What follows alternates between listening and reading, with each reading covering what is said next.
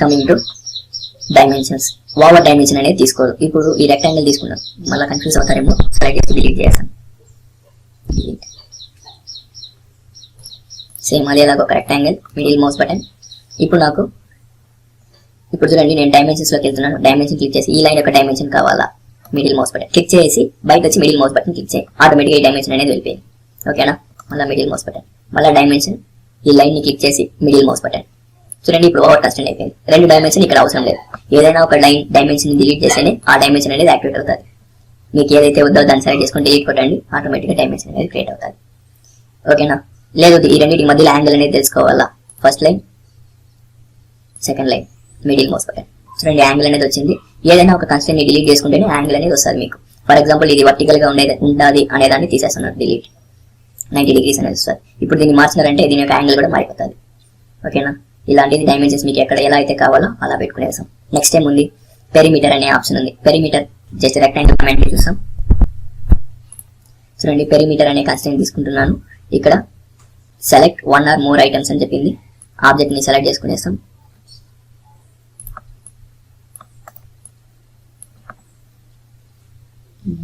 Perimeter ఒక dimension ని click చేసుకున్నాను. అంటే ఈ డైమెన్షన్ ని కన్వర్ట్ చేసుకుంటా నాకు పెరిమీటర్ అనేది క్రియేట్ అవ్వాలా. ఇప్పుడు ఫర్ ఎగ్జాంపుల్ ఈ లెంత్ అనేది నేను మార్చినాను అనుకోండి, ఒక 1500 పెట్టినాను అనుకోండి, అంటే ఇప్పుడు దాని యొక్క పెరిమీటర్ వాల్యూ సేమ్ గా ఉంది. ఇప్పుడు చూసారంటే 10276.94 పెరిమీటర్ ఉంది. అంటే ఒక ఆబ్జెక్ట్ యొక్క పెరిమీటర్ వాల్యూ మనకు తెలుసుకోవాలా, అంటే నేను ఏదైనా కన్వర్ట్ చేస్తే ఏ డైమెన్షన్ అనేది మీకు మారాలా. ఇప్పుడు ఫర్ ఎగ్జాంపుల్ ఈ పెరిమీటర్ వాల్యూ అనేది నేను మారుస్తాను. 10276 ఉంది, 10000 పెట్టినాడు, ఎంటర్. చూడండి, కన్వర్ట్ అవుతుంది. కన్వర్ట్ అయ్యేటప్పుడు ఈ డైమెన్షన్ నాకు కన్వర్ట్ అవ్వాలా, డబుల్ క్లిక్. చూడండి, పెరిమీటర్ మారే కొద్దీ ఈ డైమెన్షన్ వాల్యూనే మారుతుంది. మనకి ఏదైతే వేరియబుల్ కావాలో దాన్ని క్లిక్ చేసుకోవచ్చు, డబుల్ క్లిక్.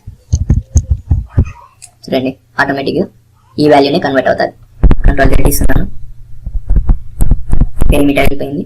అన్నిటిని సెలెక్ట్ చేసుకోండి, పెరిమీటర్ అనేది క్లిక్ చేయండి. క్లిక్ చేసి ఏదైతే మీకు వేరియబుల్ గా మారాలనుకుంటారో దాన్ని క్లిక్ చేసుకోండి. ఇది క్లిక్ చేసుకుంటున్నాను. ఇప్పుడు పెరిమీటర్ అనేది క్రియేట్ అయింది.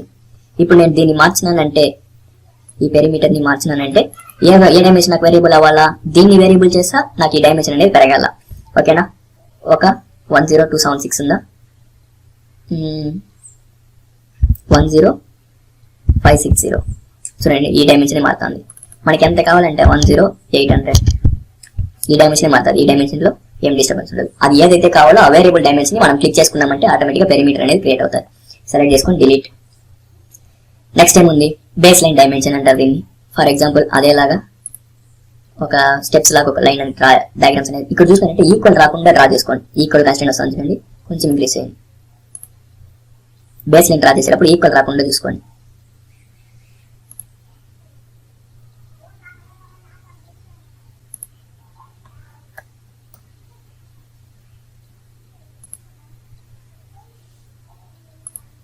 ఇలా ఉందనుకుంటాం. Middle mouse button automatic dimensions అనేది ఆటోమేటిక్ అదే తీసుకునేస్తుంది. అలా కాకుండా నాకు బేస్ లైన్ డైమెన్షన్ కావాలా, బేస్ లైన్ తీసుకుంటాను. ఏ పాయింట్ నుంచి కావాలా, నాకు ఈ పాయింట్ నుంచి కావాలా, మిడిల్ మౌస్ బటన్. వర్టికల్ గా డైమెన్షన్ తీయాలనుకుంటారా, హారిజంటల్ గా డైమెన్షన్ తీయాలనుకుంటారా. ఫర్ ఎగ్జాంపుల్ వర్టికల్ కావాలా, వర్టికల్. ఇప్పుడు ఏం చేశారంటే వర్టికల్ గా క్రియేట్ అవుతా వస్తుంది డైమెన్షన్స్. అంతే, ఇప్పుడు బేస్ లైన్ తో మనకు వర్క్ అయిపోయింది.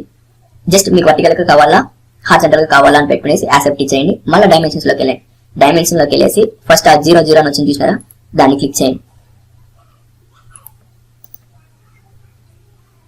డైమెన్షన్స్, ఒక్క సెకండ్ ఉండండి.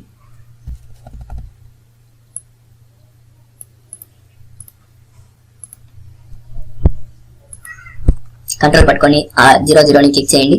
అలానే కంట్రోల్ పట్టుకొని ఏ పాయింట్ వరకు మీకు డైమెన్షన్స్ కావాలో ఆ పాయింట్ అన్నింటిని క్లిక్ చేసుకొని మిడిల్ మౌస్ బటన్. ఆటోమేటిక్గా బేస్ లైన్ డైమెన్షన్ అనేది క్రియేట్ అయిపోతుంది. అలా కాకుండా మీకు హారిజంటల్ గా కావాలా, బేస్ లైన్ తీసుకోండి. First point middle mouse button, base line ఈ పాయింట్ లో కావాలా, మిడిల్ మౌస్ బటన్. హారిజంటల్ గా కావాలా, యాక్సెప్ట్. 0 వచ్చేసిందా. ఇప్పుడు డైమెన్షన్స్ లోకి వెళ్ళండి. కంట్రోల్ పట్టుకొని ఆ 0ని క్లిక్ చేయండి. కంట్రోల్ అట్టని పట్టుకొని పాయింట్ ని క్లిక్ చేసుకుంటా పోండి. ఈ point middle mouse button. Over dimension వస్తుంది, ఒకటి ఏదైనా డిలీట్ చేసేయండి. డిలీట్. ఆటోమేటిక్ గా బేస్ లైన్ డైమెన్షన్ అనేది క్రియేట్ అవుతుంది. మీకు హారిజంటల్ గా కావాలంటే హారిజంటల్, వర్టికల్ గా కావాలంటే వర్టికల్. నాకు ఇక్కడ రెడ్ కలర్ లో మారిందంటే అది స్ట్రాంగ్ డైమెన్షన్స్ కి కన్వర్ట్ అయిపోయింది అనేసి అర్థం. నేను కలర్స్ మార్చాను కాబట్టి నాకు రెడ్ కలర్ వస్తుంది. మీ సిస్టమ్స్ లో డిఫరెంట్ కలర్స్ రావచ్చేమో. ఓకేనా.